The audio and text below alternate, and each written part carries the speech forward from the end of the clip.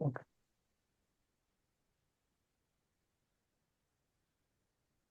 So, dear friends, dear colleagues, dear guests, welcome. Welcome to a very special evening, and I'm sure you are excited as I am. Actually, everybody is excited today. The speaker is excited, yeah, the translators are excited, the technical assistants are excited, so everybody is excited then, yeah. بله So من welcome to this. بله مریم جان. Okay, so all welcome to this very exciting evening. It is, I think, the first meeting we have which is translated simultaneously in 7 other languages. So today we speak in English, of course, then we have translation into Bulgarian, German, for the first time Persian, Polish, Russian, Turkish, Ukrainian. This is really unity in diversity. And I would like to thank the translators already now for volunteering and for their great work. Thank you very much for making this for us possible to communicate with each other. This is a new format we have. We have called this event Meet the Expert. And we start today with this new format, and it is planned to have this about 3 or 4 times per year. So it's a very special format. And the idea is to invite the expert to share his or her experience about a very specific topic then. And I'm very happy that we can start tonight with this today with this very special topic. Actually, it was in February this year, so not long time ago, I found I don't know, it was like information or so about a new book which was published, Positive Psychology from a Critical Perspective. So immediately I got very interested. Then I bought the book. When it came on the next day, I sat down the whole night and read nearly all the book. Yeah, it was very interesting. And then I just through internet tried to find out the email of the author, and then I wrote a letter to Dr. Brandt. And then she responded, so we communicated a little bit, and today is one of the fruits, I think, of our work. You know, especially for us, who most of us work in the field of positive psychotherapy, when people hear that, usually the first question is, oh, is it the same like positive psychology or something like that? And then we all try to explain and this and that. So sometimes it's even for experts, it's difficult to differentiate really what is positive psychology, what is positive psychotherapy, what is this all about, and the good thing of this work is that it's an analysis of the existing literature. What is the background of positive psychology? Where did it come from? How did it develop? Because it is a success story. Really, 25 years ago, nobody knew that, and now it's so famous all over the world. It is a really success story. What are maybe the strengths and weaknesses? And I think especially what can we learn for our work from that? I think that's the thing then, yeah, what is more psychotherapy? What is psychology? What is well-being? So I think hundreds of questions, and we have one very nice speaker to hopefully answer most of these questions. Dr. Senta Brandt lives in Munich in Germany. She's a psychologist, and she wrote her PhD dissertation 2 years ago about this topic. So criticism on positive psychology. And first you have to find a university which accepts that and a professor. So this passed all that. And I think this is then published then later based on the dissertation. It's about 350 pages then, yeah. And Mrs. Brandt is now also in the training to become a psychodynamic psychotherapist. Exactly. The good news for us is she's not native speaking English, so she will speak slowly in English. For her, it's of course more difficult, but except our dear friend Andre from United States tonight, I think Mrs. Brandt, everybody else is not native English speaker. So we are very so don't worry about that. And today, just for your information, as you see, we have really colleagues, at least what I could see from the West. I think the most is from like Chicago and Peru in the Americas, up over Europe. Then we go to Ethiopia from Africa, and our dear friend Carolina from Samoa, where it's now 5 o'clock in the morning. So we have really 2/3 of the whole world. So I think that's very nice, and I think that shows the interest. So once again, welcome, Dr. Brandt, and Dr. Brandt will speak about 1 hour, and then we will have time for your questions and so on. And so please write down your questions first for yourself. Don't put them immediately in the chat, but we will, because then after that we will have time for all the questions and so on then. Okay, I guess then, Mrs. Brandt, so welcome, Dr. Brandt, and the floor is yours. We are very excited and very interested actually to hear what are your insights from your study and your work then, please. Yeah, so first of all, thank you, Mr. Pozeshkian, for that kind introduction. And I'm really, truly delighted and honored to have been invited and to have the opportunity to share my research with you all today. I want to begin my presentations with a quote by Martin Seligman, the father and one of the main founders of positive psychology. Before we dive into the quote, it's important to understand the context, which is twofold. Firstly, at the time he made his statement, Martin Seligman was the president of the American Psychological Association, the APA, which is the largest association of psychologists worldwide. Secondly, and perhaps even more revealing, he delivered his speech at the very first Positive Psychology Summit in Lincoln, Nebraska, then the headquarters of the Gallup organization. Gallup, one of the world's largest market research institutes, was among the earliest and significant sponsors of positive psychology. With that in mind, let's look at his words. Seligman stated his belief that he had a mission, but I didn't know what the mission was. And I believed that if I found myself in a position of leading American psychology, that I would find out what that mission was, and I did. That mission was and is to build with you a science of positive psychology. And it's for that opportunity that I'm deeply grateful to all of you. As you can see, the mission of building positive psychology, this entire endeavor, is also a quite personal one. We can keep that in mind, that it's not entirely unimportant for understanding the history of positive psychology, which I would like now to present to you. So the outline is as follows. First, we will try to understand what positive psychology actually is.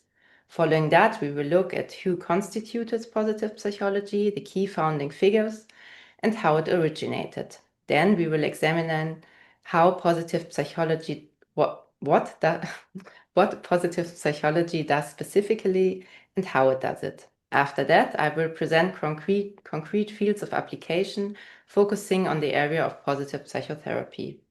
Then we will turn our attention to some points of criticism regarding positive psychology, which we can then gladly explore further in the discussion. So, what exactly is positive psychology? Positive psychology was founded by Seligman and his colleagues around the turn of the millennium. It defines itself as the scientific study of positive emotions, positive character traits, and positive institutions. The justification for why the world needs positive psychology is that all previous psychology was too negative. It was said to be one-sided. Positive psychology sees itself as a supplement. It is not only aimed at mentally ill individuals, but also at normal people who have been overlooked by previous psychology, but who also need advice from science on how to lead their lives. Positive psychologists understand themselves as rigorous scientists. In doing so, positive psychology advocates a normative, hypothetical, deductive understanding of science. To this day, 70 to 90% of its studies employ quantitative methods, which are considered best suited for exploring the positive. This emphasis on the significant nature serves as the crucial distinguishing criterion from New Age movements like positive thinking and humanistic psychology, which, in the eyes of some key proponents of positive psychology, also lacks serious scientific grounding. Especially in its early days, positive psychology made no secrets of its opinion regarding humanistic psychology. Humanistic psychology was placed in close proximity to, and I quote, crystal healing and aromatherapy. Despite some promising approaches, it simply failed to become empirically grounded. But today, positive psychology has accepted humanistic psychology as one of its predecessors, one among many, many others, casting itself as the ultimate stage of this evolution. Now let's look at other assumptions of positive psychology that are important for understanding its core tenets. Here in this quote from 2010, Seligman highlights a key assumption of positive psychology. He points out that our natural inclination often isn't just to alleviate suffering, moving from -8 to -3 in life, but to strive for improvement and self-optimization, moving from +3 upwards, potentially endlessly. This quote also underscores the idea that positive psychology sees itself as a supplement to traditional psychology, not a replacement, by focusing on this often neglected positive side, with the underlying belief that these positive states and transitions can be measured and continuously enhanced. This more recent quote from 2019 reveals another crucial assumption, that the positive and negative are not simple opposite ends of the same spectrum. Instead, Seligman argues that they are distinct worlds with their own unique properties that are not deductible from the absence of the properties of the other world. Good and bad, positive and negative, are these kind of opposite. The good and the bad each form their own unique worlds. Understanding the absence of negativity doesn't automatically tell us about the presence of positivity, and vice versa. This justifies the separate and dedicated study of positive phenomena and positive psychology. Also from 2019, this quote articulates a further assumption about the limitations of slowly focusing on the negative. Seligman suggests that simply addressing problems and reducing suffering doesn't automatically lead to well-being. I quote, "The real fat was to work only on the negative, to attempt to understand and correct all that had gone wrong in the hope that then the better angels would then take flight automatically once the demons had been slain. Whereas what is really needed is to build the good along with correcting the bad."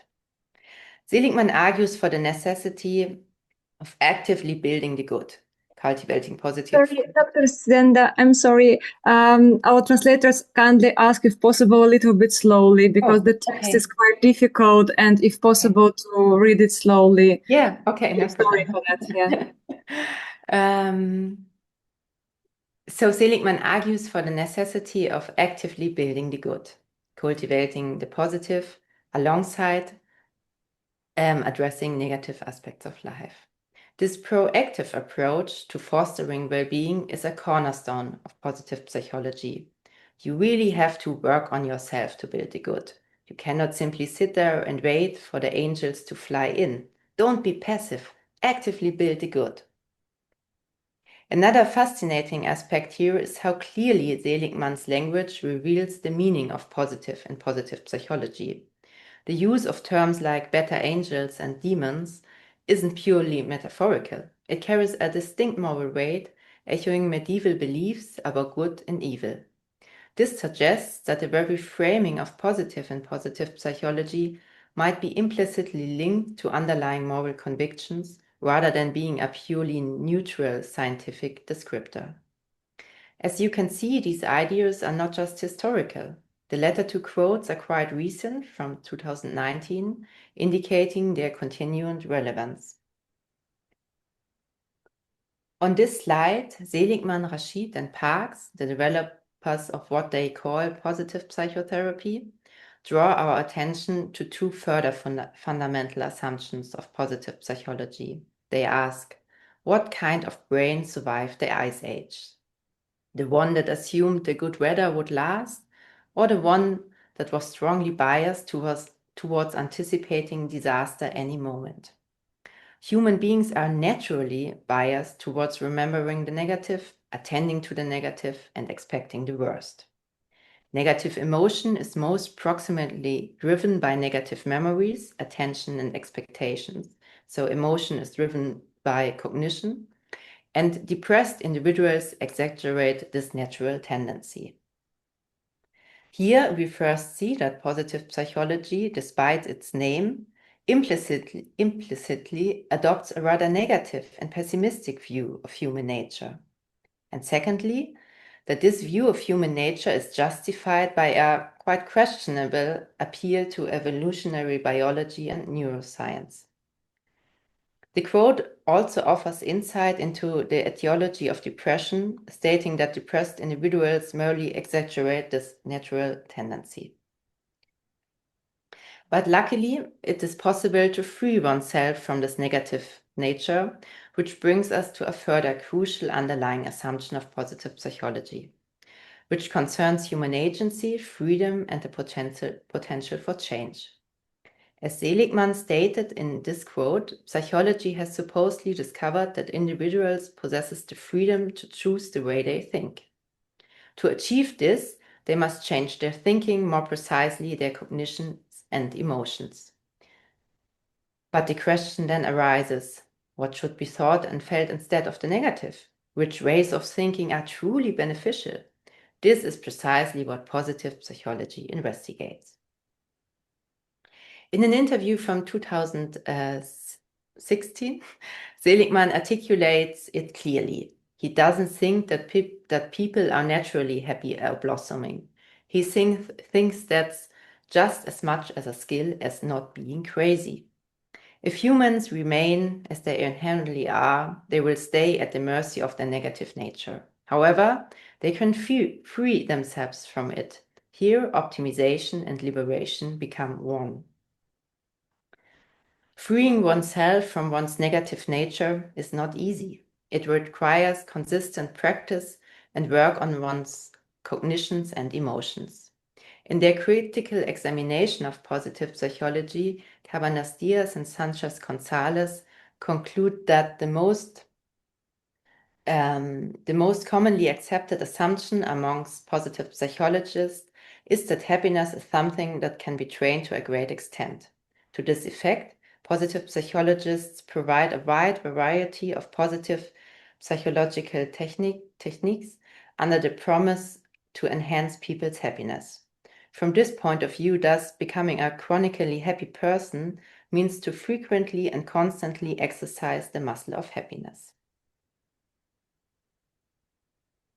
Individuals who have successfully trained this happiness muscle are also more successful in almost all other areas of life. Seligman posits that positive psychological research has shown that happiness itself is a causal factor for numerous desirable outcomes at work, at school, in health, in relationship, and in aging. So it's not primarily and only external conditions, such as employment, safety, or health, that lead to happiness, but rather that happiness itself causes these outcomes. He concludes that happiness doesn't just feel good, it is good. This understanding leads to a kind of reversal of Maslow's pyramid of needs. Cabanas Diaz and Sanchez Gonzalez summarizes this phenomenon as follows. Positive psychologists claim that happiness explains why some people end up better off in life than others, as well as why people do better at work and succeed in the world of labor. Presumably, happy workers would perform better, show more flexibility, engage in more risky behavior, pursue challenging challenging objectives, are more employable, achieve earlier successes, demonstrate more commitment to their jobs, suffer from less job exhaustion, and so on. Happiness itself is understood as a first-order necessity to virtually achieve any valuable outcome in current societies. This idea introduces a new form of neoliberal subjectivity in which happiness and well-being are constructed as one of the most urgent needs for individuals. Positive psychology is a main driver of this model. It's important to recognize that the discourse surrounding positive psychology is not just about happiness and well-being. At the same time, fundamental understandings of human nature are being negotiated. And these carry significant implications. As Cabanas Diaz and Sanchez Gonzalez eloquently summarize it. Through the rapid expansion of positive psychology, the subject model underlying it, positive individualism, also expands.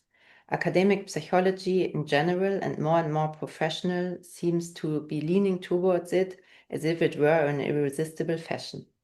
It seems to be a new trend, growing without much academic controversy and without much resistance from professional psychologists. Its scant foundation may very well pay a high price, the respectability of the entire profession, as on many other occasions.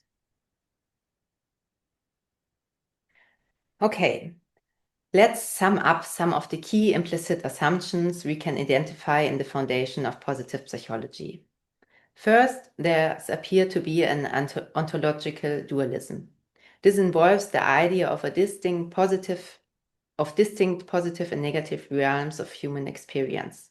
This dualism is further supported by the concept of a hedonistic zero point, the idea that there's a neutral baseline from which one can move towards either positivity or negativity. Secondly, positive psychology seems to operate with a belief in a purely positive realm of psychic reality. This is envisioned as a state that is inherently good, healed, free from conflict, ambivalence, disturbances, and all things negative. Importantly, the state is presented as potentially attainable for everyone. All people are seen as inherently striving to reach this positive realm and to desire more of it, ultimately to get more of this positive psychology happiness, as we might call it. Finally, there's an underlying assumption about human nature, that humans are constructed as limited, rational happiness and utility optimizers. This suggests that individuals are fundamentally driven to maximize and optimize their well-being and satisfaction within the constraints of their rationality. So, we will discuss the what and why of positive psychology. Now, let's shift our focus to the who, the key founding figures and the backgrounds that have shaped this field. The key founding father of positive psychology is Martin Seligman. Seligman appears to have approached his work with a clear sense of purpose. His academic career initially began with studies in philosophy, followed by psychology at the University of Pennsylvania in the mid-60s. A time when behaviorism was still dominant, but the so-called cognitive turn in psychology was already emerging. Subsequently, he briefly held an assistant professorship at Cornell University, but returned to the psychiatric faculty of the University of Pennsylvania in 1970, at the invitation of Aaron Beck, one of the key founders of cognitive behavioral therapy, and an important mentor for Seligman. Seligman spent almost his entire research career in Pennsylvania. Currently, 55 years after his initial appointment, he serves as the director of the Positive Psychology Center at the University of Pennsylvania and is a multiple award-winning professor. Seligman gained widespread recognition in the mid-60s, 70s, with the theory of learned helplessness. This theory aimed to explain why individuals behave helplessly, passive, and pessimistic. And it already contained implication for addressing this helplessness, following the motto, what can be learned can be unlearned. Of course, this unlearning requires training. In the early 90s, Seligman then published his first popular science bestseller and how-to book, Learned Optimism. According to Seligman himself, his literary agent inspired this, suggesting that a book about optimism would sell much better than one about helplessness and pessimism. The agent was right. The book became a success. In 1996, Seligman was elected president of the APA with a large majority and assumed his presidency in 1998, already with the mission of positive psychology. Subsequently, Seligman published further self-help books such as Authentic Happiness in 2002, in which he outlined 3 paths to happiness. With the book Flourish, A New Understanding of Happiness and Well-Being and How to Achieve Them, published in 2011, Seligman moved away from hedonistic concept of happiness and instead focused on well-being and flourishing. In Flourish, Seligman presented not 3, but 5 components of well-being, for which he coined the acronym PERMA, which stands for Positive Emotion, Engagement, Relationship, Meaning, and Accomplishments. These components, he argued, can be individually enhanced and trained, leading to a flourishing, happy, and resilient individual. In the following years, Seligman published further books, including The Hope Circuit, in which he again detailed his biography and the assumption that hope could be learned in the sense of being trainable. While Martin Seligman is often seen as the driving force behind positive psychology, it's important to acknowledge the significant contributions of other key figures in its early development. First, we have Mihai Csikszentmihalyi.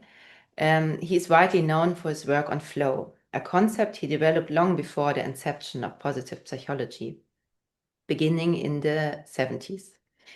His book on flow, published in 1990, went on to become a bestseller. Flow, which he defines as a state of complete immersion and energized focus in an activity, is presented as a powerful way to enhance both well-being and, quite practically, performance and productivity. Besides cognitive training programs, in order to achieve the right and optimistic cognitions, flow is seen by positive psychology as a key pathway to enhance well-being. Furthermore, Csikszentmihalyi also had broad visions for the future of psychology and published a book in the 90s titled The Evolving Self, A Psychology for the Third Millennium. Despite some differences from Seligman's mission, both shared the view that psychology and human beings should be improved and offered very concrete proposals to achieve this. Next is Raymond Fowler. He can be considered as an APA insider. He was a former president of the APA and served as a deputy executive director during the founding period of positive psychology around the year 2000. He was also a co-editor of the American Psychologist, one of the most influential journals in the field of positive psychology, which dedicated 2 special issues to positive psychology in 2000 and 2001. Seligman mentions Fowler, besides Aaron Beck, as a significant mentor in his life. Finally, we have Donald Clifton. In the 60s, Clifton founded Research Inc., which since grown into one of the world's largest market research companies, the Gallup organization. Among other things, they collect the data for the UN World Happiness Report, which has been compiled since 2011. Clifton sponsored numerous meetings during the founding area of positive psychology. In the 90s, Gallup developed the Gallup Strengths Finder, designed to identify employee strengths, totaling 34 strengths. Interestingly, positive psychology later developed a similar questionnaire in 2004, albeit with only 24 strengths. The company's and Clifton's motto was and is to focus not on weakness and support the weak within a team, but rather to further promote the strengths of the strong. Additionally, in its formative years, positive psychology benefited from the support of numerous other sponsors, foundations, and philanthropists. Right from the start, Seligman was aware that he couldn't rely solely on the state-funded scientific support system to realize his mission. And this pursuit of alternative funding sources seems to have occurred without much critical self-examination. He states that the funding, this was uncertain. Positive psychology relied almost almost entirely on the federal government for support. But American politics and federal ideology were steeped in attending to what is wrong, disease. And pursuing a good life is not a disease. And hence, positive psychology was unlikely to attract tax dollars. We would have to work hard, but there were several avenues to explore. So how did positive psychology transition from an initial idea to a full-fledged movement? A crucial aspect of this development was a series of initial meetings aimed at establishing positive psychology. The conference archive of positive psychology is publicly accessible, offering numerous summaries, notes, lectures, and participant lists from meetings held during the funding period. These documents allow for a very precise reconstruction of the foundation of positive psychology, as well as a strengths catalog that they would later develop. Interestingly, it's possible to observe how a highly structured network formed around and alongside the four key founding figures. This wasn't a coincidental development, but rather a strategically planned process from the very beginning. The first meeting, as well as other three important ones, took place in Akumal, New Mexico. During this initial, rather informal meeting, a positive psychology network concept paper was created, which included specific marketing strategies, as well as initiatives such as circulars requesting the identification of outstanding junior scientists for positive psychology and the announcement of a high-value prize for young researchers sponsored by the Templeton Foundation. This early stage clearly reveals a highly structured network being intentionally built. As you can see from these snapshots of the conference archive, the positive network concept paper underwent further development during other additional conferences held in Akumal, here titled Initial Planning Meetings to Create Positive Psychology. Furthermore, there were summits in Lincoln and Washington at the headquarters of the Gallup organization. There were several topic-specific conferences, such as an extraordinary people meeting. And there were also a Seligman Europe 2 conferences held worldwide and many summer schools. Okay, let's take a moment for an interim summary. The mission of positive psychology was clear right from the start. Funding and a team of like-minded and highly motivated staff were also secured surprisingly quickly. So, somewhat polemically, one might ask, what else does such a startup idea need? Exactly, marketing. In the years 2000 and 2001, positive psychology was officially announced to the broader psychological community in 2 special editions of the American Psychologist. The article Positive Psychology, an Introduction by Seligman and Csikszentmihalyi, published in the first special edition, is considered as the manifesto of positive psychology.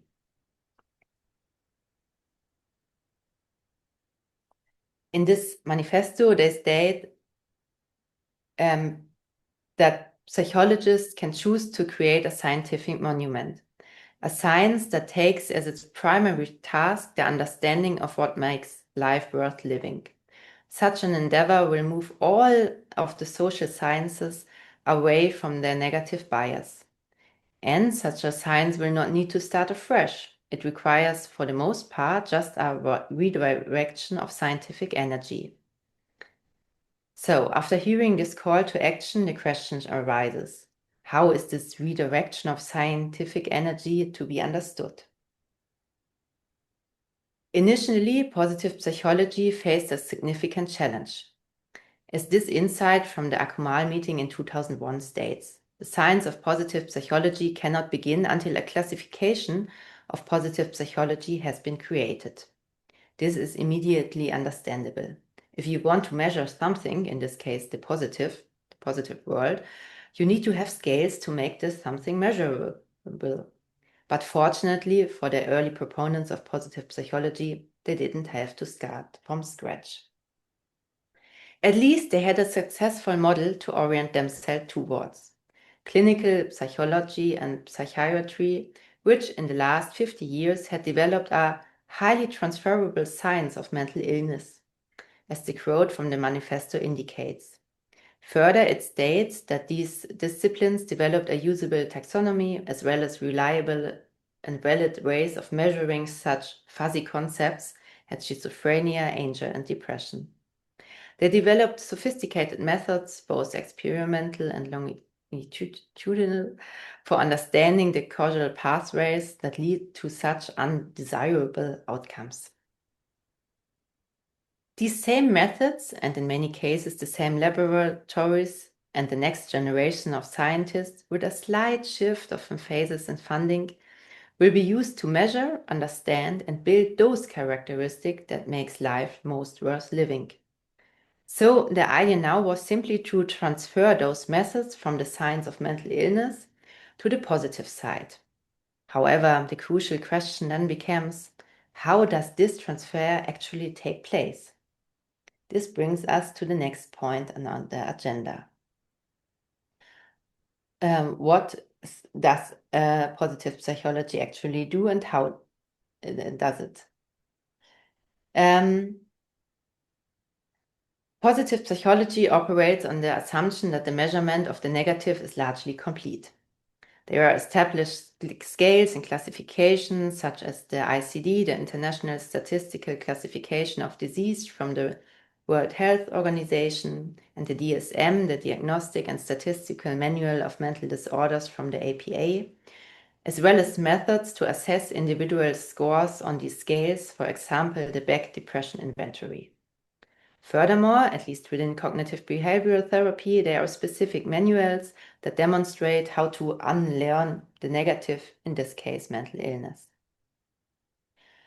However, this equivalent framework is still lacking for the positive side. Therefore, what is needed is an un-DSM and a kind of character strengths and virtue diagnostic system, as well as interventions that show how to learn the positive. In this case, mental health, virtue, strengths, resilience, positive emotions, positive mindsets, happiness, well-being, and so on.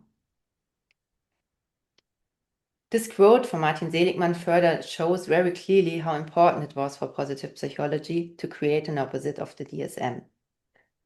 The question of the opposite of a DSM is a very serious question. I think if we want to get the public, the Congress, the medical profession thinking about assessing lives, and we want to move it away from do I have a disorder, we need an alternative. We need the opposite of a DSM. And indeed, in the following years, exactly that happened. In 2004, just 4 years after the initial public appearance, the UNDSM, a handbook and classification of character strengths and virtue, was published. I've reconstructed the creation of this virtue catalog using the conference archive. The virtue research primarily took place in Cayman, Akumal, and Glasburn, where initially a close circle of 8 people around Seligman met and created initial lists of potential strengths and virtues. The Gallup Strengths Finder 34, which is used in large companies to identify employees' strengths, served as an important model. And indeed, employees of the Gallup organization were present at these meetings, as were other like-minded people who largely shared the same values. The virtue lists were further refined in subsequent meetings, whereby the process for creating this virtue catalog didn't have much in common with rigorous scientific methodology. The meaning of the terms was not reflected upon in depth. For instance, hermeneutic methods were entirely absent, which is regrettable because, as you all know, a concept like gratitude, for example, can have different meanings in different contexts and cultures.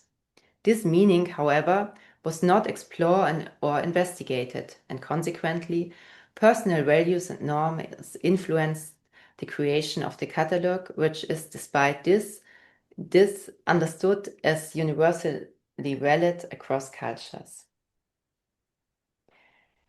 In any case, they identified 6 universal virtues like wisdom, temperaments, justice, humanity, courage, and transcendence, which are further subdivided into 24 character strengths, such as creativity, love of learning, humility, gratitude, bravery, hope, and so on.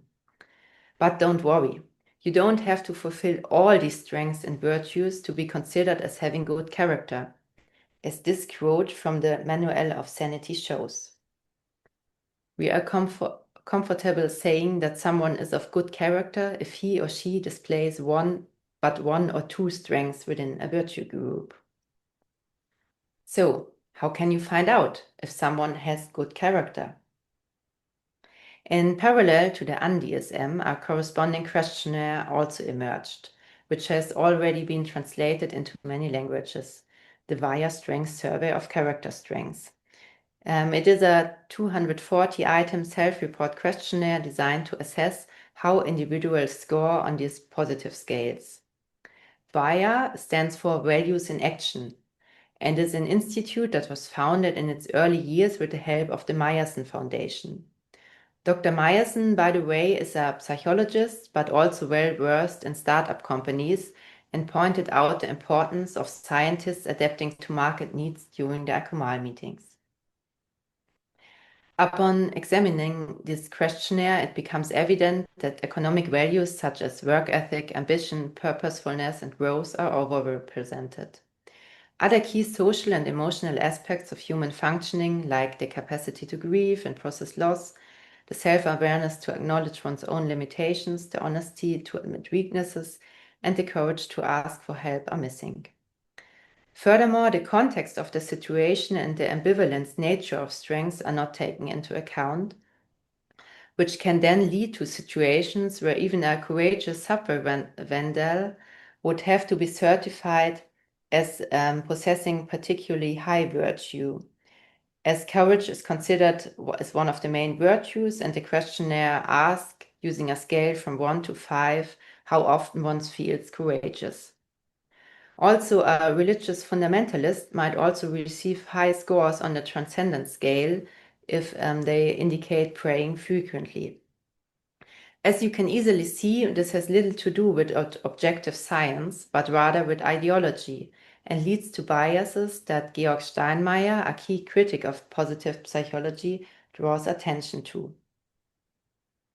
He concludes that in all analyzed questionnaires, individuals with a conservative libertarian social outlook would be attested to possess higher character strengths and thus better prerequisites for happiness, while people who represent social and emancipatory values must appear as unbalanced, weak character, and dissatisfied contemporaries. This, he argues, has nothing to do with objective scientific procedures, a conclusion which aligns with my own research and one I share. It is primarily the values of positive psychology, the values of Martin Seligman and his colleagues, that are in action here, rather than universal values that would be valid for everyone, even cross-culturally. But let's assume someone has taken this questionnaire and the results show there's room for improvement on the gratitude scale. What should they do? Positive psychology provides support. It has developed specific training and exercise programs designed to help improve scores on those scales. Fortunately, they didn't have to start entirely from scratch when developing these exercise programs either. Back in the 90s, Seligman had already developed programs for the prevention of depression and learned helplessness, in other words, pessimistic cognitions, for children. The key element of these programs is that children learn to think optimistically from an early age. However, it's not just children who benefit. It's suitable for everyone. The program was slightly renamed and adapted and is one of the main products that can be acquired from the Center of Positive Psychology at the University of Pennsylvania. We will come back to this point shortly when we take a closer look at the application areas of positive psychology. Concepts like She Sent Me High's flow, which promise to enhance well-being and productivity, simultaneously also experience a revival, particularly in the workplace. Furthermore, new ideas were developed, such as Frederickson's broaden and build theory, which postulates positive upward spirals of flourishing. The idea that positive emotions and cognitions lead to further positive emotions and cognitions. Fredrickson also developed a so-called positivity ratio, according to which a ratio of 3 positive to 1 negative emotion would be optimal for initiating those upward spirals. This ratio was famously debunked in 2008, but nevertheless persists within positive psychology and within mainstream psychology. To me, for example, this ratio was presented as an established scientific fact during my psychology studies at the University of Vienna. Furthermore, positive psychology also drew inspiration from other cultures, as this quote from Seligman illustrates. From the Buddha to modern pop psychology, there have been about 200 suggestions about what makes people lastingly happy. These existing practices were then tested using methods from mainstream psychology. Once again, qualitative or hermeneutic approaches were largely absent, in order to determine which of them were truly effective, because, nobody wants to go through all that effort of training for nothing. Already by 2005, evidence-based interventions were identified that supported people in improving their scores on the positive scales of positive psychology. These are known as positive psychology interventions, or PPIs.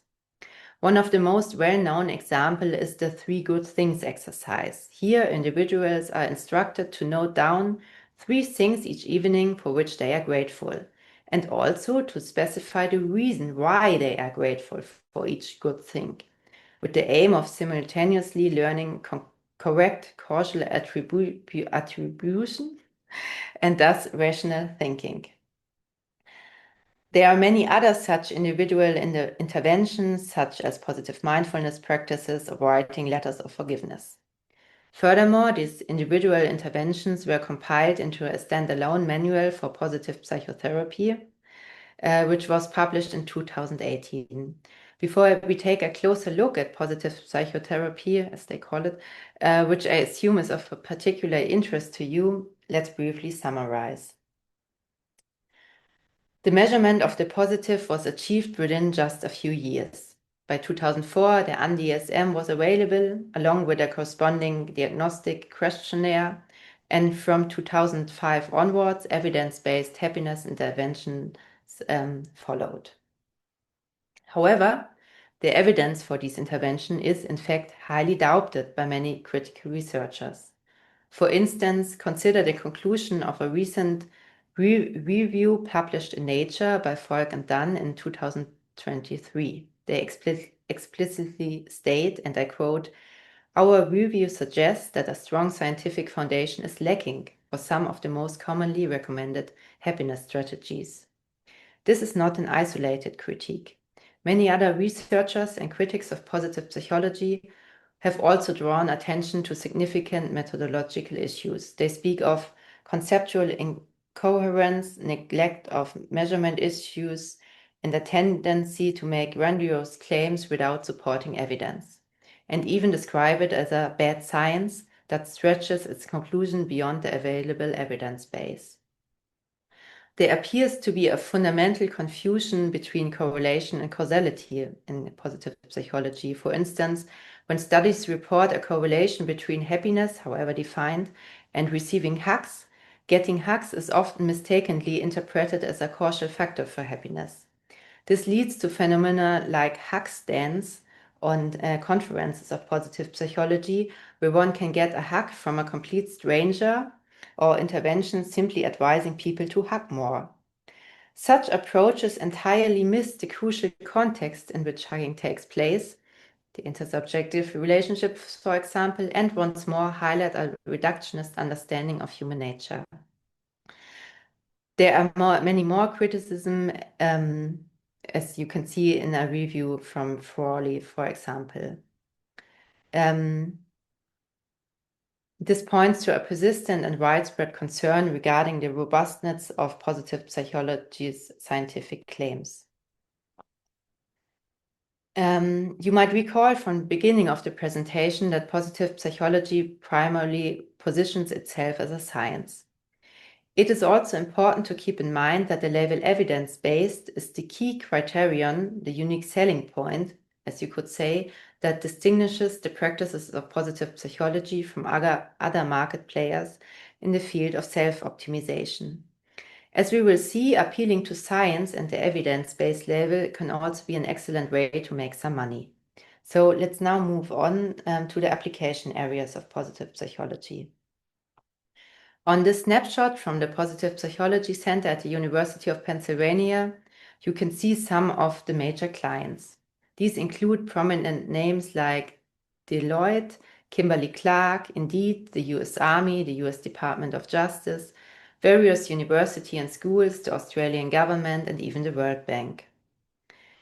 The Penn Resilience Program and PERMA workshops, which teach the resilience skills, seems to be in high demand. The trademark symbol next to PERMA illustrates that PERMA is more than just a scientific concept, it is also a marketable product and brand. While the Positive Psychology Center at the University of Pennsylvania can be seen as the headquarters of positive psychology has gained successes worldwide and spread in many countries. Despite the criticism that has accompanied positive psychology since its beginnings, its history can be considered a true success story. On the slide, you see various application areas: positive psychology in science, economy, the military, education, and so on. There's hardly any field in which positive psychology does not play a role. As a science, positive psychology established itself within just a few years. Only 10 years after its initial appearance, there have been numerous journals, master programs worldwide, its own conferences. The number of so-called happiness and well-being studies has been increasing since 2000. Some authors even speak of a happiness term in the social sciences. In the economy, positive psychology is also well received. For example, the concept of positive leadership, where executives are supposed to orient themselves towards Seligman's PERMA model and the strengths of their employees, which are identified via the VIA StrengthsFinder 24 or the Gallup StrengthsFinder 34.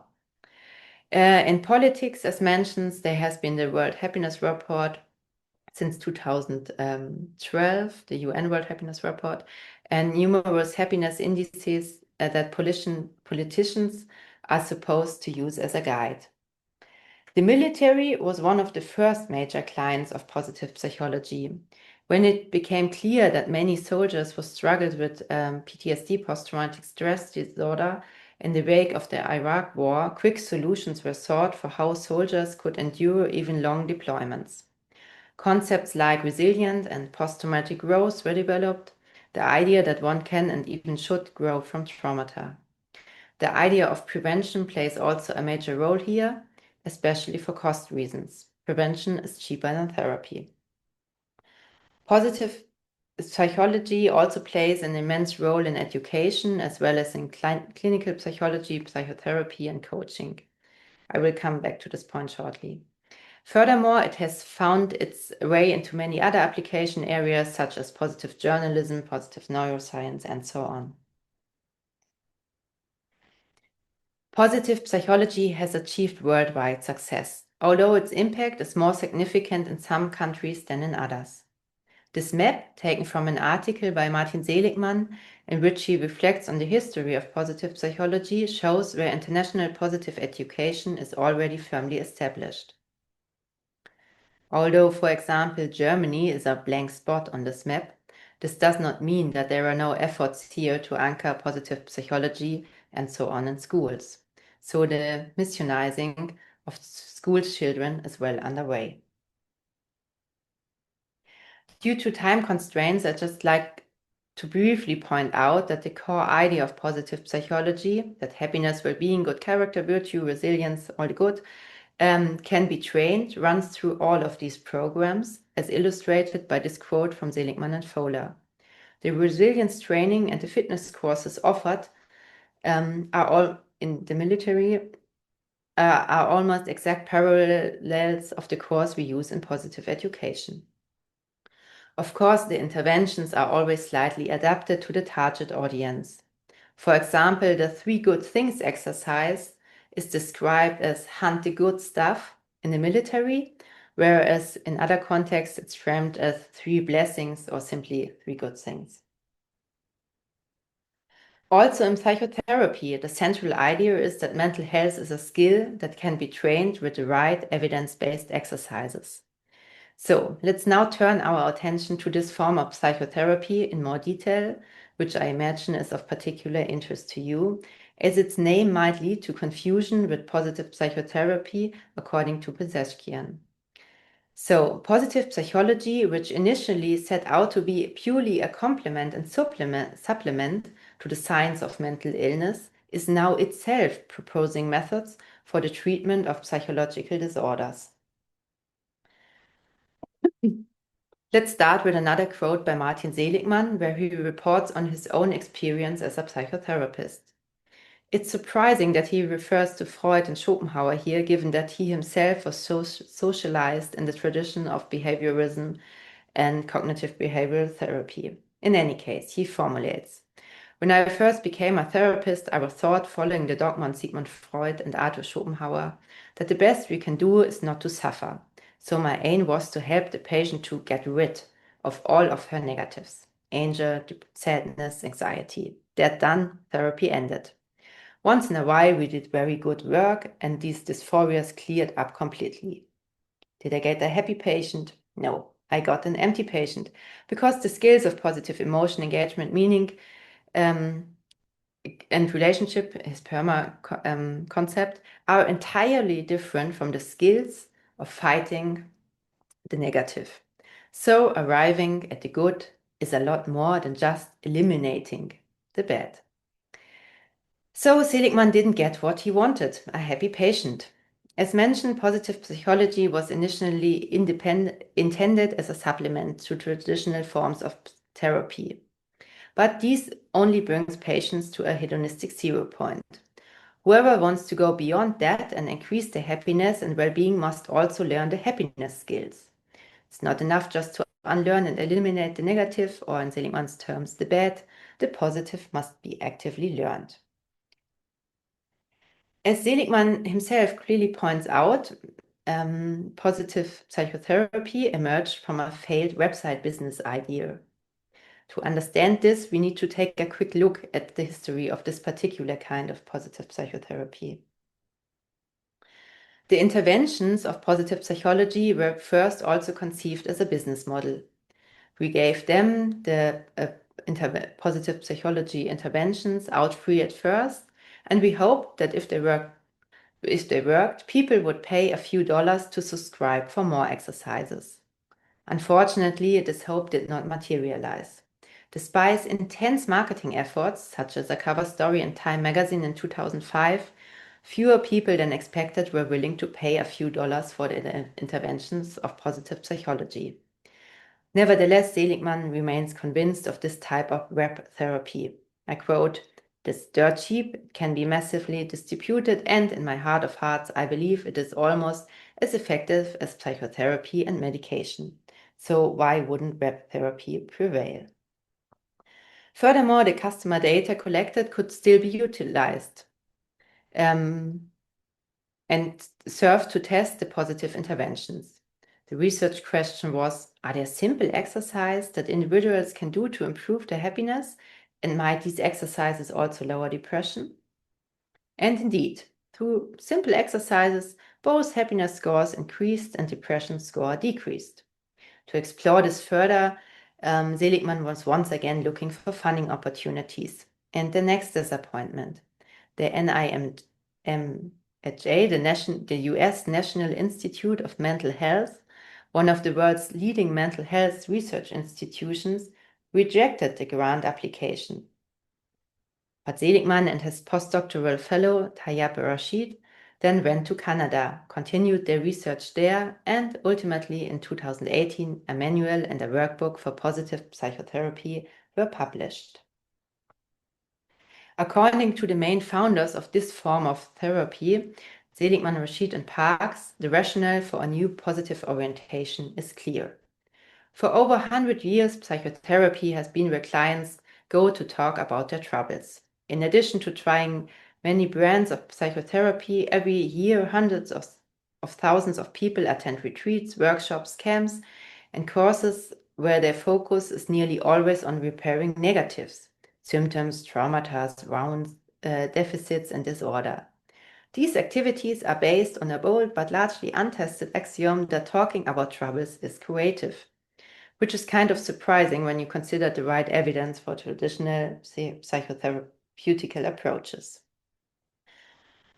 But from the perspective of positive psychology, psychotherapists should focus on building happiness, well-being, and rather than slowly talking about or analyzing the past, because the quote is, there is not much that can be achieved merely by confronting, even understanding, and relieving the trauma. This form of therapy rests on the hypothesis that depression can be treated effectively not only by reducing its negative symptoms, but also by directly and primarily building positive emotions, character strengths, and meaning. It is possible that directly building these positive resources may successfully counteract negative symptoms and may also buffer against their future reoccurrence. But what exactly should be built? It is not surprising for you, I think, that it's Seligman's components that you are expected to install in your patients, as this quote shows. Positive psychotherapy is primarily based on Seligman's conception of happiness and well-being. Seligman sorts highly subjective notion of happiness and well-being into 5 scientifically measurable and manageable components. Yeah, his PERMA concept. By the way, even within positive psychology, there's an acknowledgement that Seligman's conceptualization isn't a theory. Instead of being guided by a comprehensive theory, the approach often leans towards a form of empiricism and scientism. Now, let's have a closer look at what positive psychotherapy actually entails in practice. A basic framework for what this therapy looks like was already in place by 2006, and it hasn't changed much since. For this purpose, individual positive psychology interventions were bundled together. The therapy consists of 15 sessions where patients can learn about positive psychologists' character strengths and virtues. This is meant to be achieved through simple interventions such as those in session 1, for example, where clients should write one page real-life story which calls for the best in them and which ends positively, please not negatively or tragically. The character strengths of the patients are measured using the VIA Strengths Finder. And additionally, patients learn to differentiate between good and bad memories in 2 sessions, and of course, to avoid the latter.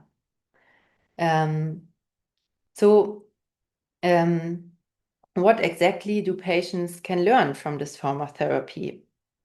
From a critical perspective, I can identify the following points. For example, you can learn binary coding and clear moral judgment, the avoidance of ambivalence, ambiguity, and nuances, the rejection of the individual and the idiosyncratic. You learn to affirm and practice the moral code of positive psychology. You learn to turn away from critical, emancipatory, overly independent thinking, the repression of unpleasant, negative, bad memories and the evil, and the search for an existence that integrates as many strengths and virtues as possible, all of which are constantly being optimized, without recognizing the psychosocial pitfalls and personal risk of guided self-optimization.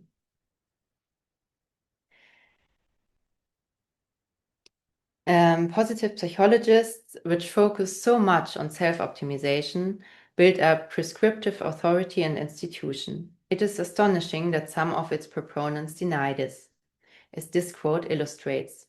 Despite its title and emphasis on cultivation of strengths, positive psychology is not prescriptive. Rather, it is descriptive in the sense that convergent scientific evidence indicates that certain benefits occur when individuals attend to positive aspects of their experience.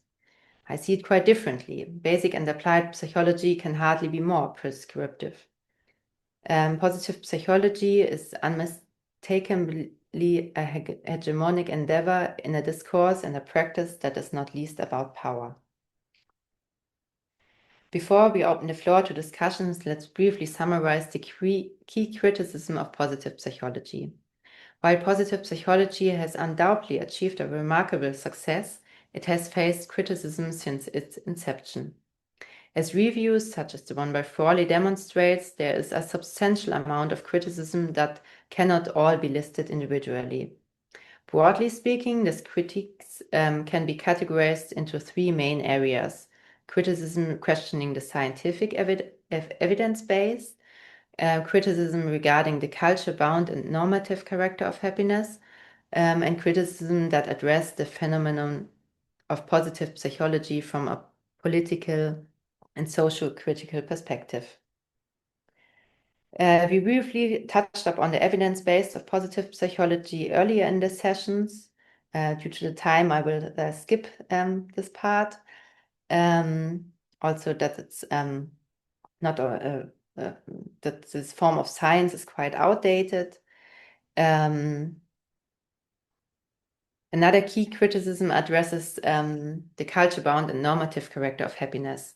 Contrary to the assumption that happiness and well-being are universal human aspiration and measurable quantities, these concepts are heavily influenced by our cultural backgrounds and prevailing social norms. Positive psychology risks implicitly promoting Western ideals of happiness as universally desirable, thereby marginalizing or even pathologizing other cultural expressions. Furthermore, the focus on individual factors for happiness overlooks broader socio-political contexts that can significantly impact well-being, such as inequality or social injustice. This decontextualization often leads to depoliticization. The possible value, the psychosocial and ethical moral function of so-called negative painful experiences are often ignored and almost always underestimated. In positive psychology, there is hardly any room for ambivalence and polyvalence of many experiences, personal matters, and social relationship. This results in a one-sided, incomplete picture of the human being. Often human suffering is denied meaning, it is devalued, banalized, declared useless and harmful, bad, and as something that should be eliminated instead of understood. Declaring well-being and mental health to be the measure of all things, and on top of that, a matter of training, demonstrates a rationalistic view of humanity that is rarely represented in this naivety. Remember that psychology and psychoanalysis have developed strong arguments against rationalistic idealization and transfiguration of the human being. Corresponding analysis and insights have been published and and discussed for more than a century. The prophets and missionaries of positive psychology who insist on the self-optimization of optimistic subjects have missed these lessons of psychoanalytic enlightenment almost entirely. For good reason, Cabanas and Illouz accuse positive psychology of a tyranny of the positive, where a constant pressure to be positive can devalue negative emotions and overlook human suffering. Sufferers then must therefore not only bear the individual burden of their feelings, but also live with the guilt of not being able to overcome their own difficulties. Furthermore, positive psychology is embedded in political frameworks and developments that I have not addressed here in detail. These include, for example, neoliberal capitalism or closely linked ideological individualism.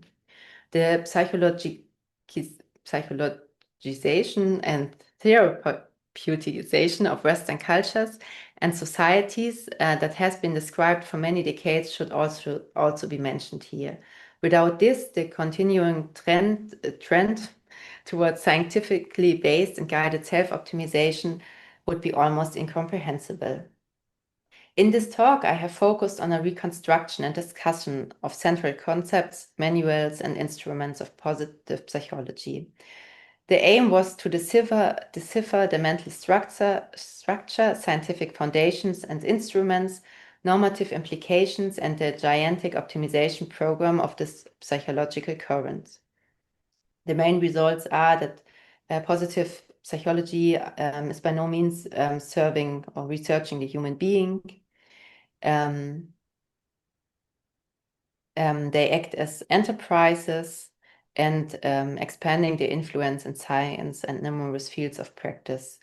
And they are oriented towards a particular historical and social cultural image of self-optimizing man and reinforce its position in modern societies. Sie denken an die Zeit ein bisschen. Ich bin gleich durch.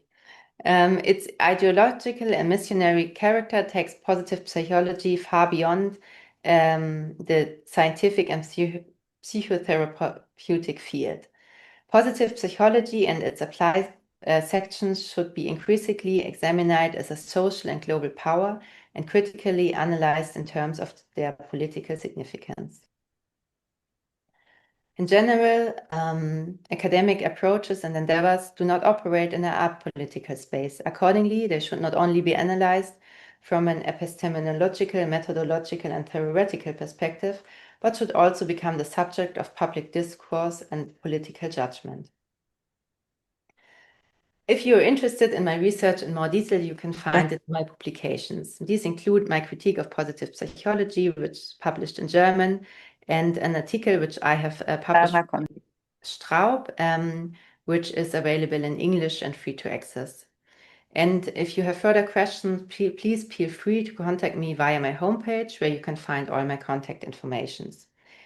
Thank you very much for your attention. I have 3 more slides, which I'll present to you as a starting point for our discussion, where I compare positive psychotherapy as conceptualized by positive psychology with the form of positive psychotherapy, which you are far more familiar than I am. Nevertheless, I have attempted to highlight at least a few points of comparison, which we can then gladly explore and expand upon the further discussion. To begin, it's crucial to acknowledge that Nosrat Pezeshkian was the first to introduce the term positive psychotherapy into the world in his book Positive Psychotherapy in 1977. He defined the term positive etymologically, tracing its Latin origin to positum, meaning that which is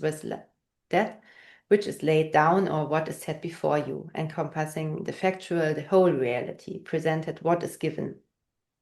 As you can see, Pezeshkian had a quite different understanding of the term positive than in positive psychology.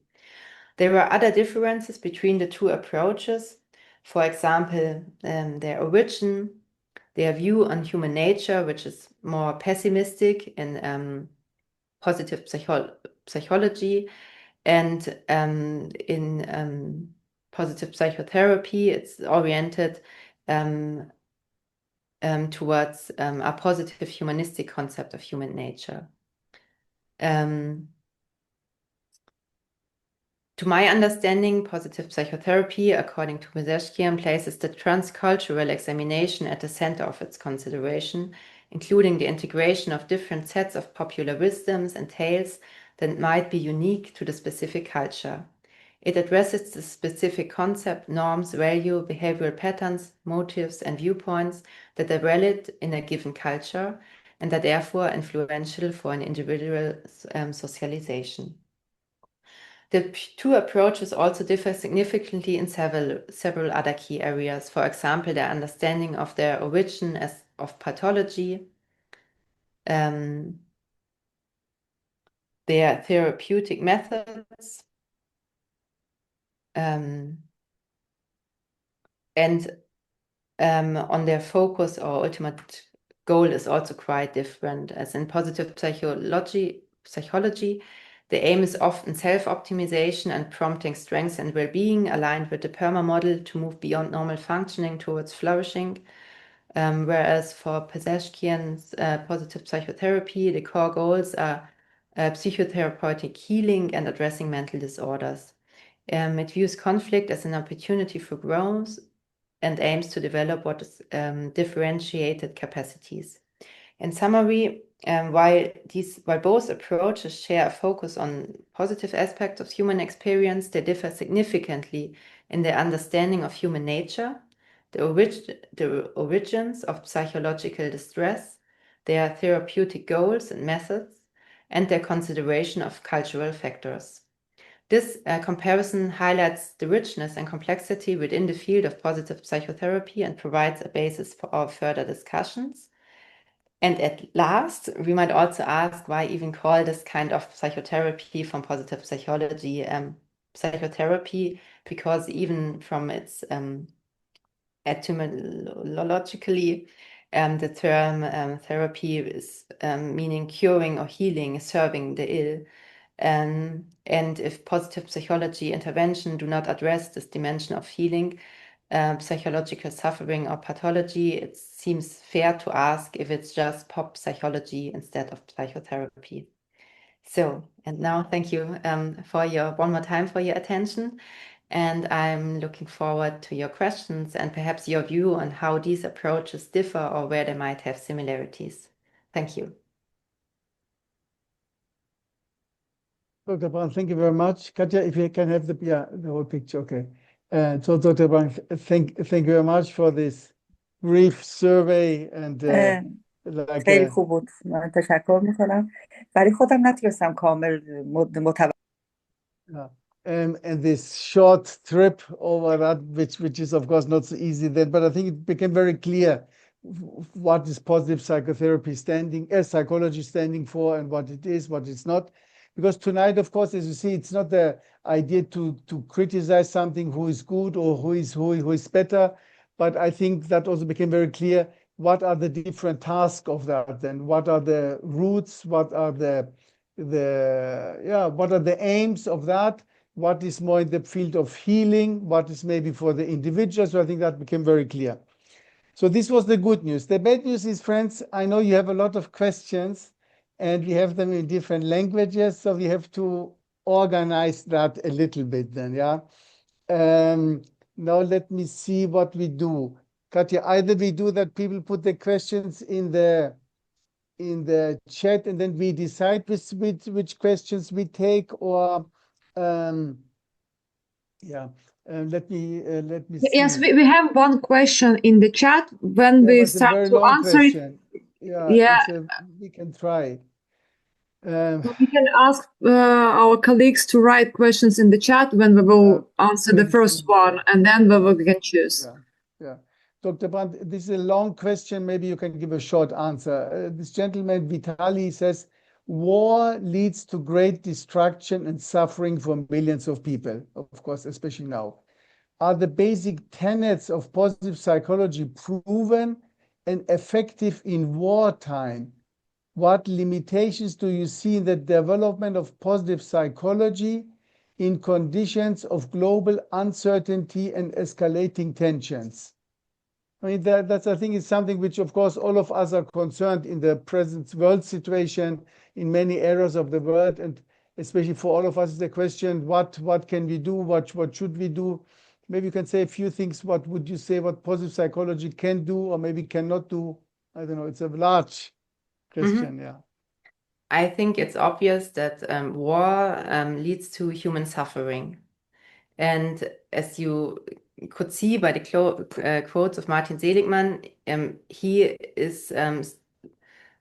wants to eliminate human suffering.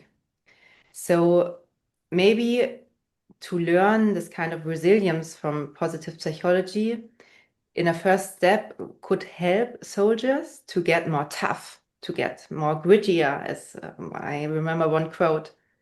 and then to not get so much in touch with the human suffering, which you will obviously face when you are in war. It would be a kind of not human to not suffer when you are in war, I think. But maybe positive psychology sees a difference, so it helps people to get more grittier, more tougher, don't be touched emotionally by the negative. Thank you so much. Then there is now a question of our colleague, Dr. Pavel. What made you personally to start the research of this? In the book you have written that, but maybe you can briefly say when you were studying psychology, I think in Vienna. Yes. How did it come, maybe briefly, that you became interested in this topic and to write a whole PhD dissertation on that? Yeah, so at first I was positive psychology also says that a mainstream psychology is not good or something like that. And I kind of felt that too, because I was interested in psychoanalysis, and this was completely not part of my studies. So at first time I thought, well, it's interesting, and maybe some positive things, why not? But then I thought more about it and went on long walks outside, and I thought, gratitude, is it a good thing? Is it a bad thing?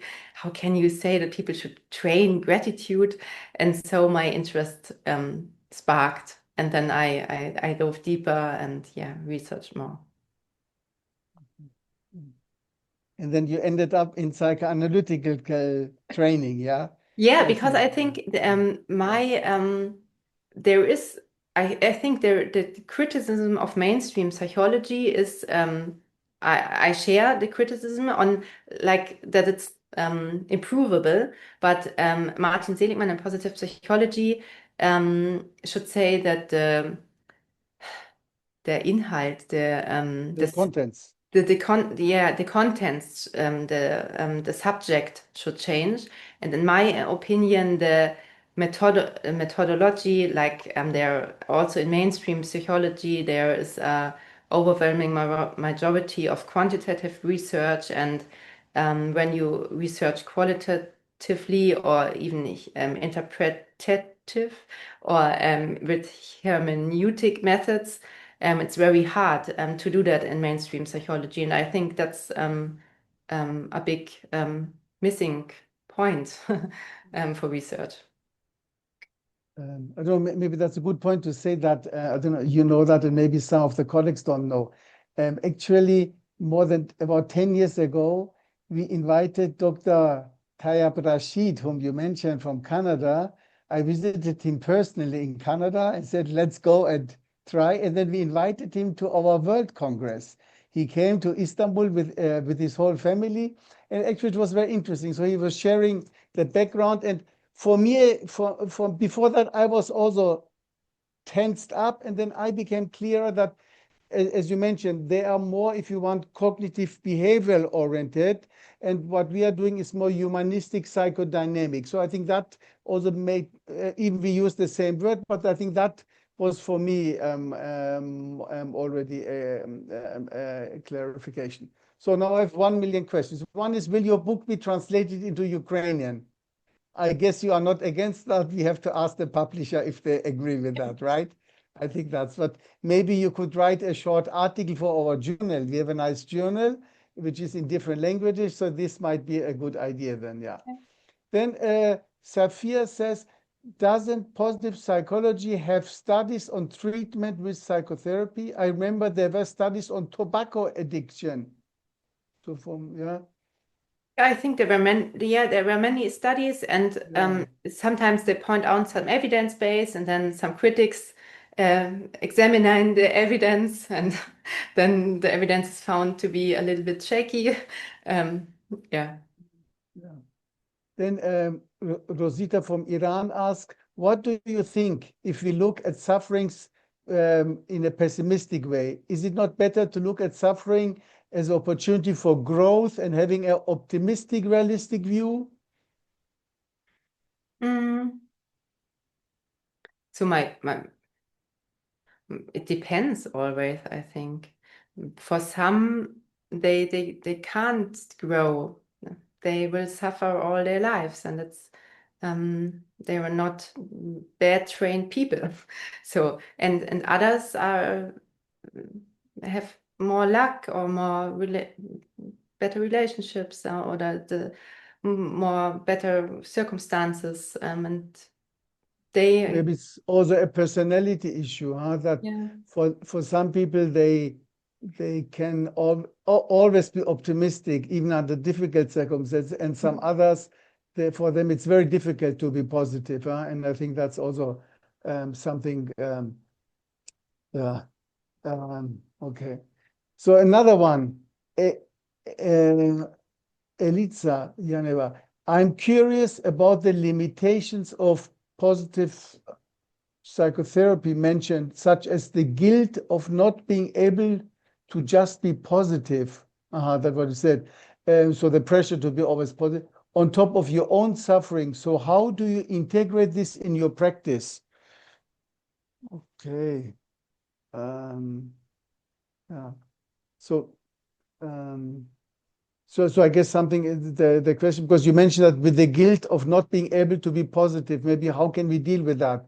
You know, sometimes people want always to be happy and they cannot, and this creates a pressure to be happy, and then you become unhappy.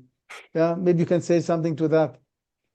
Yeah, from a psychoanalytic standpoint, it would be interesting why people choose to believe in this kind of way. So guilt is a wide concept, but if it were not verführerisch, Seductive.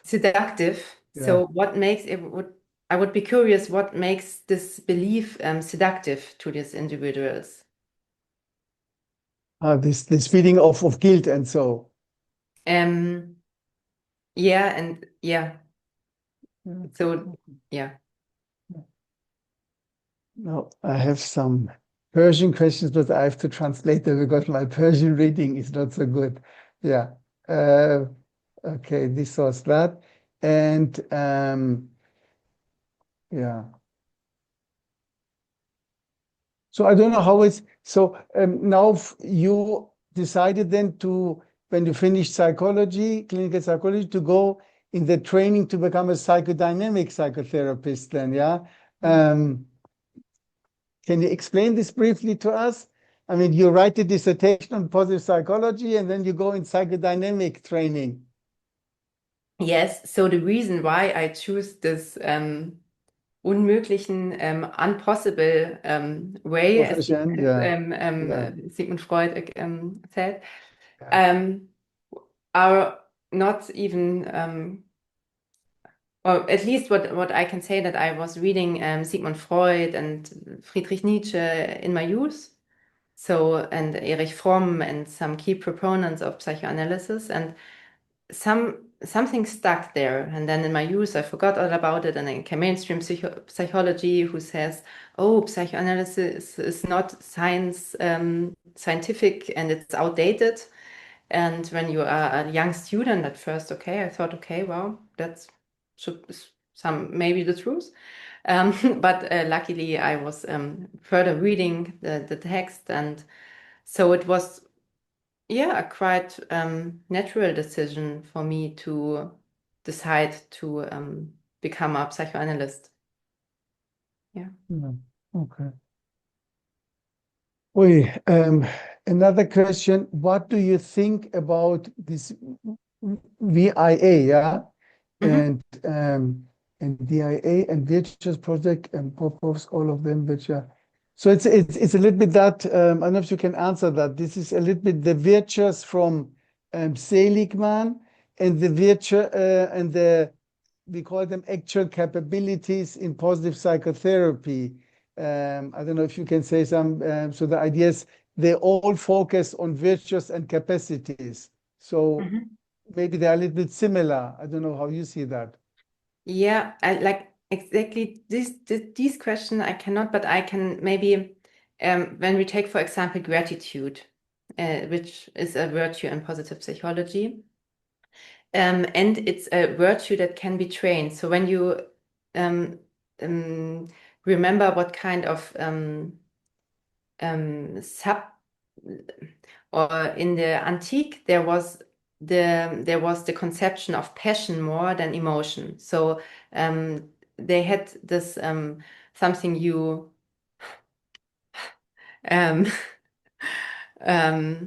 that not I became angry, but anger came in me, or anxiety was come to me, and I was surprised by it, and I can't control it. And I think gratitude can also be conceptualized as a phenomena where the subject is open and receiving and spontaneously can experience gratitude as a bodily feeling, and the gratitude of positive psychology is more of a, okay, today what am I gratitude for? Okay, that I have to be gratitude. I have to show gratitude, and I have to be show it every day, because otherwise I have negative feelings. So it's a kind of different model of the subject, which can be used as a context to interpret these concepts. Maybe a question which could answer some of the questions which are just asked. I'm summarizing up. Can you use, for example, elements of positive psychology in your work as a psychoanalyst? Is it possible? So the question is, do we have to decide always which of these methods, or maybe can we integrate some of these elements or so? For me, it's a rather different view on humans. And so, and also from the methodology.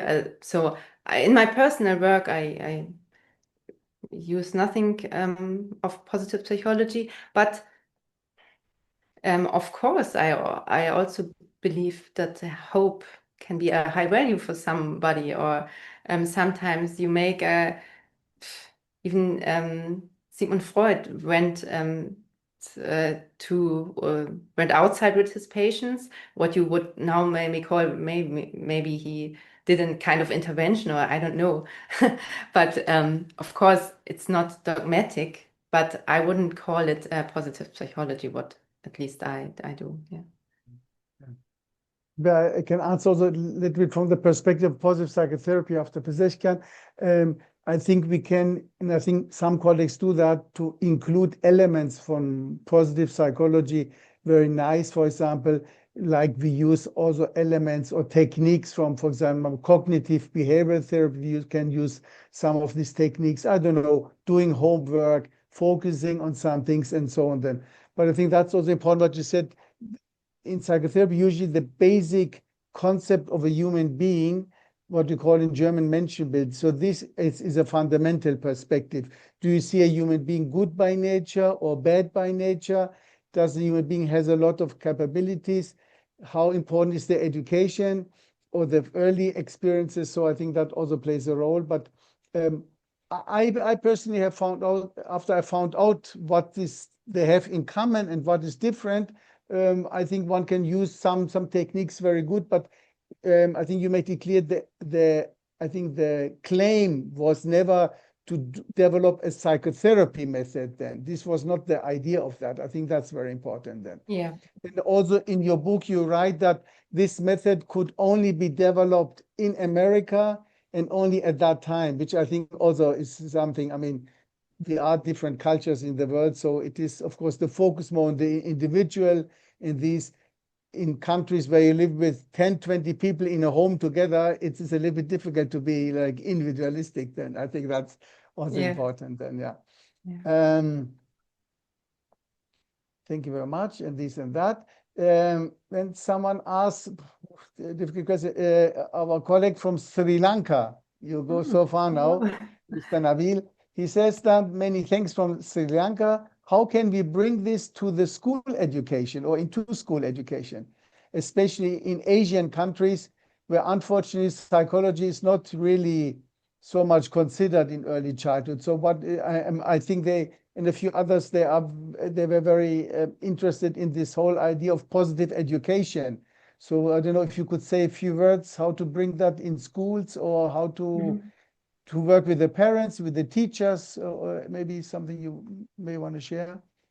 I think it's highly problematic to when you imagine there's a school with different pupils and all of them should be happy. And there are maybe some pupils who live at homes where they don't have it in their hands to become happy. And they are really sad. And then they feel what described in an earlier question, and then they feel guilt. Oh, okay, I'm not good in school and I don't have good happiness grades.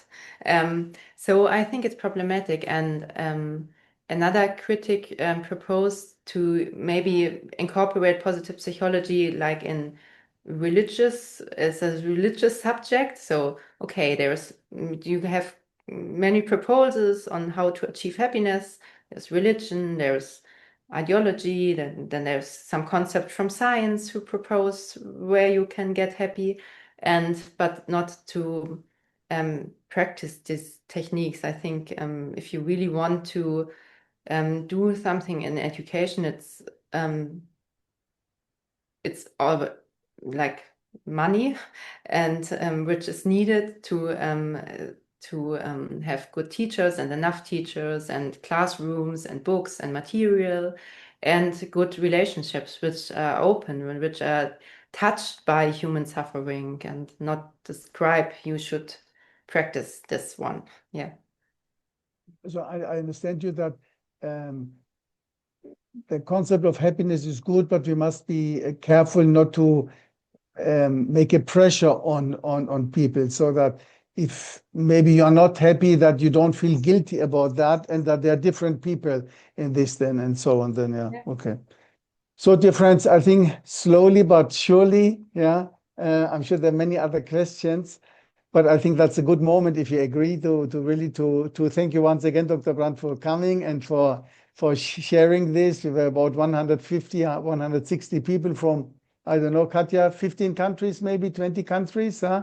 Yeah, I think up to 20 even. Yeah, 20 countries even then. Yeah, you saw from America up to Sri Lanka and Samoa, so really a whole thing then. Maybe for our colleagues, this was today recorded. We discussed this with Dr. Brandt in advance. Now, after that, we will look at the recording, and if everybody's happy about what was recorded, then this will be made, I think, available then. Yeah, but only for our members, not everyone. Yeah.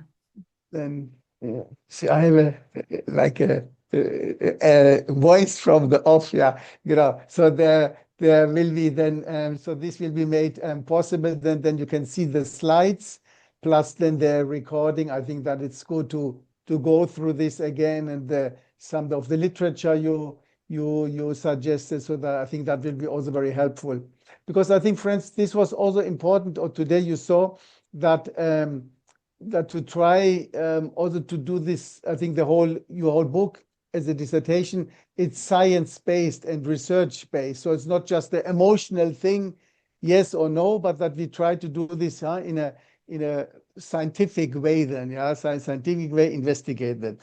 So then, Dr. I don't know if you want to say something else. If not, then. Maybe it can come to visit all of you.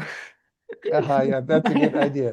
Okay, so I would like to thank to all of our translators for the wonderful job they did today. It was not easy from the content; it was complex, but they did their best. Thank you very, very much. Yeah, thank you very much for all the translators. And so, dear colleagues, if Dr. Brandt visits you soon in all your countries, that who she is then, So I think you like Samoa and Sri Lanka, you want to go there, I see that, okay.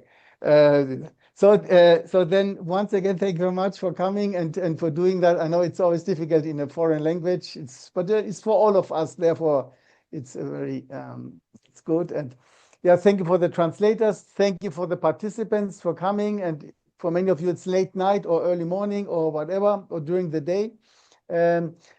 I think it was very, very great, very interesting start of our new series, Meet the Expert. So thank you, all of you. and I hope you have now enough new food to digest this. And I think, at least for me, many things become clearer. So if people ask what is positive psychology, what is positive psychotherapy, and then you can maybe even without the book, because it's still in German, maybe discuss that. And we think about the publication of you, maybe a short summary, maybe in English or something else then, huh? Okay, so thank you very much to everybody. All the Thank you. best. Katja, maybe if you can make the large picture again, and then Remove spotlight, yeah. spotlight away, then both spotlights away. Okay. So bye-bye, everybody. Thank you very much. Bye-bye, everyone. Bye-bye. Thank you. See you soon. Bye-bye. Danke, Frau Brandt. Vielen Dank.